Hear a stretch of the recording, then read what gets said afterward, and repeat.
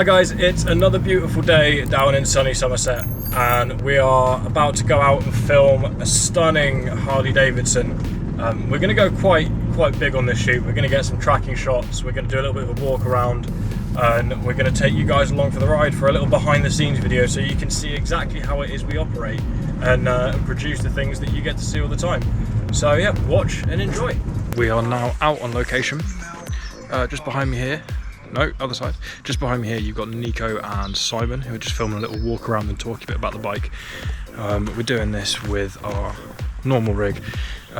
Simon's getting increasingly irritated because he can't quite get his lines right.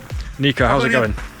It's going well. We'll be there probably in another 3 hours. How many takes are we on so far? One. Just one. Si, how are you feeling about the whole thing? Right, we're going to do it in 3. 3 takes. Right, so you heard it here first. 3 takes and it'll be done. Always takes a minute. Ready? So head on over to aspirecomps.co.uk and that's going to be take 3.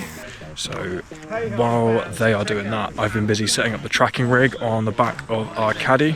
So as you've probably seen before, we use the Tilta Hydra car rig for tracking all the sort of stuff like this. Now we're going to try something slightly different today. You can in fact control these with a PS5 controller. So what we've got now, we've got a monitor cable running through the van to the front seat. There's a monitor fixed in place ready to go, and I've got a PS5 cable ready to control the camera from there. So hopefully that's going to work really well. We haven't tried this rig yet. Normally we use the tracking built into the gimbal, but we've just decided this time to try something different and see if we can step things up another notch, as we're always trying to push ourselves and we want to create even better content every time. So let's see how that goes. Take 3 is about to begin. Like take 2 was almost there. Just got Aspire Comps bit at the end a bit wrong.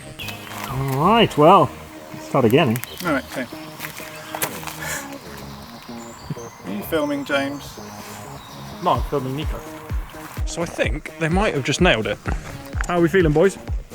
Good about it. Right. You think you got it right? I think so. I don't know. What do you reckon? Yes. Yeah. I think I've got everything. 3 takes. Boom. There you go. So as you can tell, we are consummate professionals here at Aspire, who all are experts in our field. That's upside down. Although currently we're in a car park, so it's a little bit more of a struggle. So we're going to get the camera rigged up on the back of the van now, and we're going to probably set the GoPro up over the top of that so you can see how that works and runs when we're actually out on the road, and we'll see what kind of footage we get from it. As with a lot of our actual filming, we're using a Sony FX3 with a 24 to 105mm f4 lens. Personally, I found that's just the best run and gun setup that works for me. The 24 to 105 actually gets some really nice bokeh and some really decent out of focus areas. And obviously we try and keep the 180 rule, especially when we're shooting vehicles, because otherwise the motion blur starts getting a little bit weird and looks a little bit all over the place. So we're shooting at 1/50 at 25 frames per second, and we've got a variable ND on the front so we can make sure that we get that exposure perfect every time.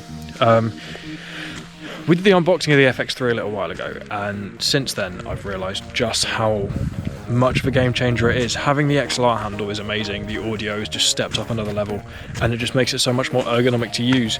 We've built it out a little bit, so we've now got a big battery on the back of it and an extra monitor just to make my life a little bit easier. But yeah, so far we can't find any fault with it and we absolutely love it.